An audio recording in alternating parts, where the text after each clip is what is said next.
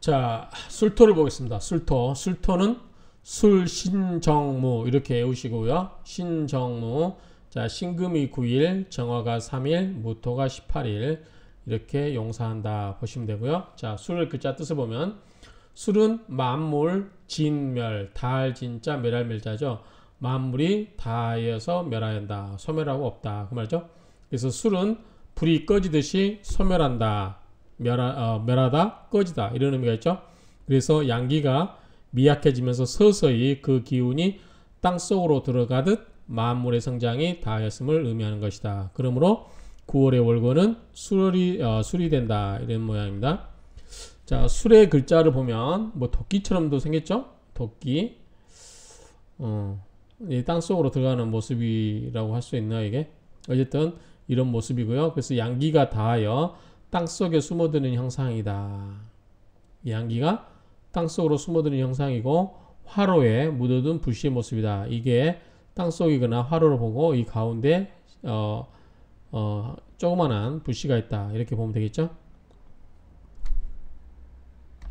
자, 고전에서 뭐라고 했나 보면 자, 멸망이다. 양기가 미약해지고 만물이 다 이루어지면 양기는 땅속으로 숨는다. 이게 이제 술의 의미고 만물이 모두 사라진다. 술에서 다 들어간다. 술은 가엾다. 수렴되어 돌아가는 것은 다 가엾다. 사라지고 없어지니 다 가엾다. 이런 정도로 의미를 이해하면 될 것 같고요. 그 다음에 음양적 관점에서 보면 자, 오음의 기세로 음이 5개고 양이 하나죠. 양기를 뭐라 하느니 양기가 숨어든다. 그래서 음기가 천지에 가득하여 만물이 본래의 모습으로 돌아가려 하는 때이다. 계절적 관점으로 보면 자, 술은 한로와 상강이 있죠. 상강. 자, 술월은 한로가 절입일이 되며 초기 9일간은 6월의 여기인 신금이 술신정무 그랬죠. 자, 신금이 9일 그 다음에 나머지 3일 중기가 정화 그렇죠. 화에 이 정화가 있고 그래서 신금이 9일 정화가 3일 그래서 둘이 합치면 12일이니까 나머지가 18일이겠죠. 그래서 상강일 지나면서 토의 기운이 지나서 술신정무 그래서 무토 기운이 19일이 되는 거죠. 18일이 되는 거죠. 아까 보시면 이 무토의 기운이 신 9일, 정화 3일, 무토가 18일 이렇게 되죠. 그래서 상강이 지나면서 토의 기운이 왕성해지며 금의 기운을 수로 변화시키는 작용을 한다. 토생금, 금생수로 이렇게 이제 변화시키는 역할을 한다는 거죠.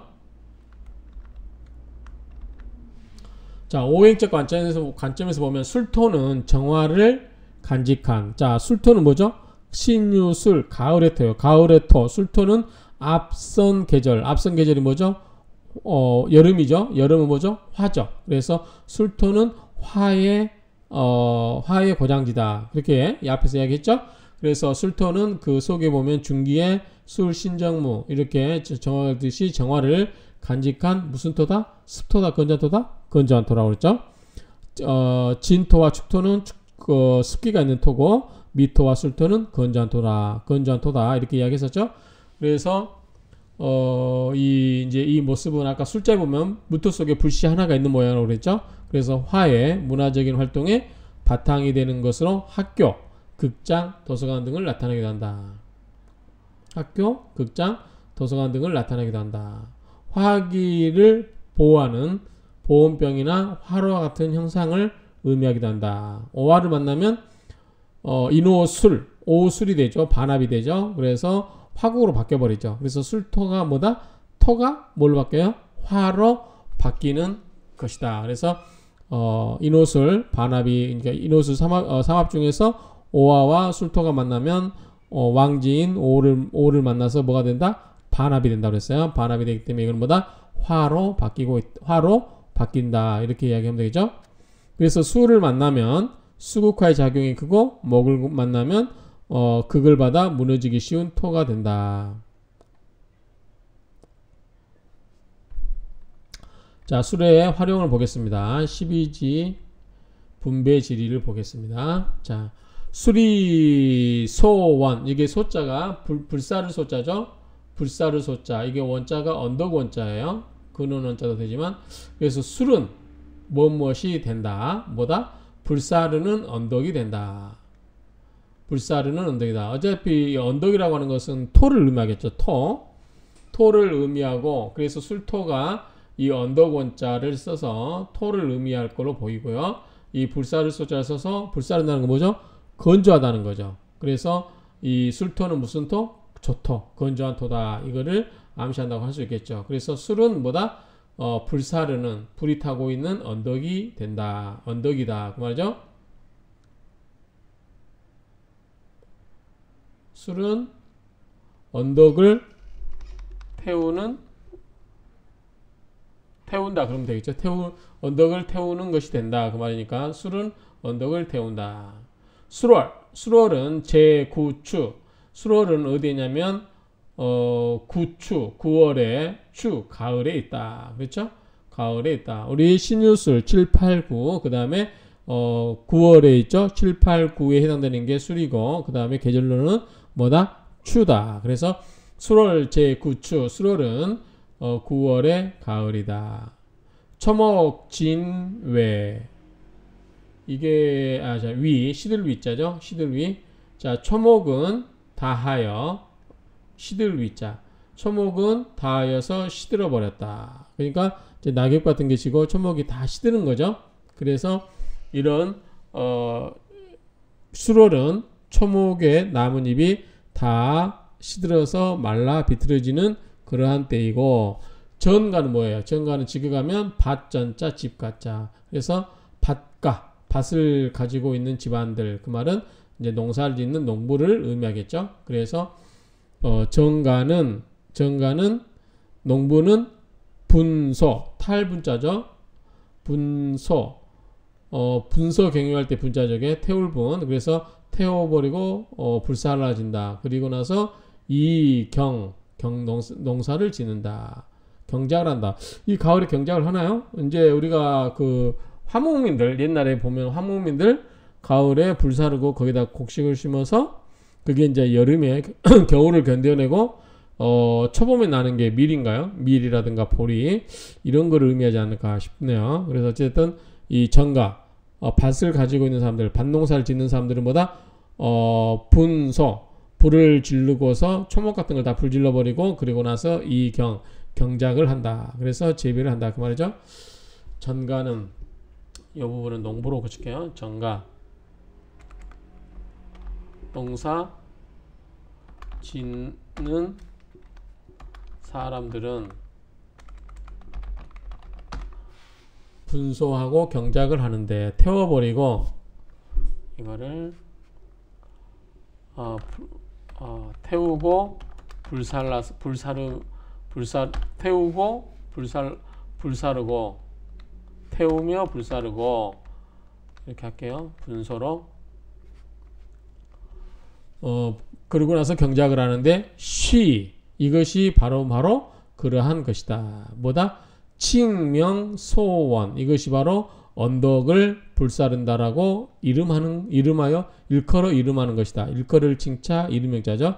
그래서 이것이 바로 불사르고 언덕을 불사른다라고 하는 것을 일컬어서 이름하는 것이다. 그 말이죠. 이거 빼먹었네. 우술 석토. 또한 술은 뭐다? 토에 속한다. 그죠? 토에 속한다. 그래서 이 명칭을 소원이라고 한 것이다. 그죠? 소원이라고 하는 것은 소라고 하는 것은 불이겠죠. 마르다. 그런 의미고 원이라고 하는 것은 토의 의미이기 때문에 이 토를 보면 되겠죠. 그래서 말라 있는 토. 소원은 불이 타고 있는 불살라진 언덕이기 때문에 이것은 마른 토, 저토가 의미하는 게 이 술의 뜻이 된다라고 이름을 그렇게 지었다라는 거죠. 그러한 까닭에 술여진 술은 여진 진토와 더불어 술토는 진토와 더불어서 여는 뭐뭐와 함께 진토와 더불어서 그 땅이 모두 지게 귀인 모두 귀인들이 소불임야라. 그리고 귀인들이 임하지 않은 바다.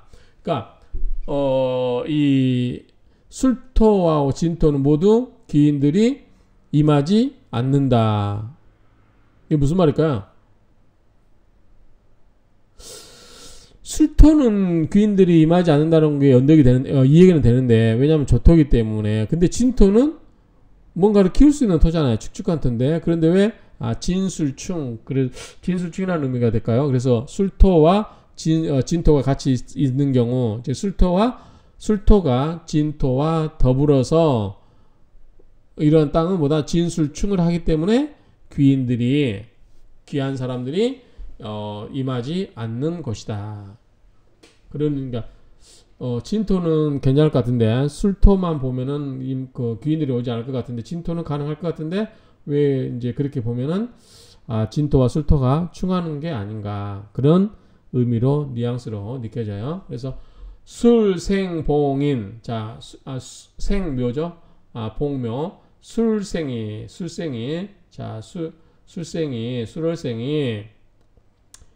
봉묘 묘목을 만나면 호왈 불러서 일컫되 뭐라고 춘입소흔 자 흔적은 자입니다. 봄이 들어간다. 그래서 불살은 흔적에 들어간다. 봄이 불살은 흔적에 들어간다. 봄이 불탄 흔적에 들어간다는 게 무슨 말일까? 지금 가을인데 그렇죠? 가을인데 자 술이라고 하는 것은 뭐죠? 소흔이라고 보면 될 것 같아요. 불살은 흔적. 그쵸? 불살은 흔적. 아까 소원이나 같은 말이겠죠? 불살은 언덕. 그 다음에 불살은 흔적. 이런 것은 뭐다? 술로 보면 돼요. 그래서 술생이 묘를 만나면 묘가 뭐죠? 봄이죠. 춘이죠. 그래서 이 봄이 어떻게 돼요? 묘라고 하는 봄이 어디에 들어가요? 술토 속에 들어가니까 뭐에다? 불사르는 흔적으로 들어간다. 불사르는 언덕, 불탄 언덕으로 들어가는 것이라 말한다. 그래서 이 나무가 불사르는 흔적에 들어가면, 즉 불탄 그러한 언덕으로 들어가면 어떻게 되죠? 별로 잘 자랄까요? 못 자랄까요? 못 자라겠죠? 그래서 아마 고초를 겪지 않을까라고 생각이 됩니다. 그래서 술생이 술생이 묘를 만나면 그것을 일컬어서 가라사대 봄이 어디에 불난 흔적에 들어가는 게 된다. 그래서 아무래도 이 봄의 새싹이라든가 봄의 나무들이 자라야 되는데 그 자르지 못할 환경에 들어가는 것처럼 보여진다. 그래서 술생이 묘를 보는 경우는 그렇게 본다라고 하는 걸로 보여집니다. 자, 가볍게 읽고 한번 정리할게요. 수리소원 술월 제9축 초목진 위 전가 분소 이경 우술속토 시칭명 소원 고 술려진지 개귀인 소불임야라 술생봉묘 호왈 춘입소흔. 자 이렇게 해서 마치겠습니다.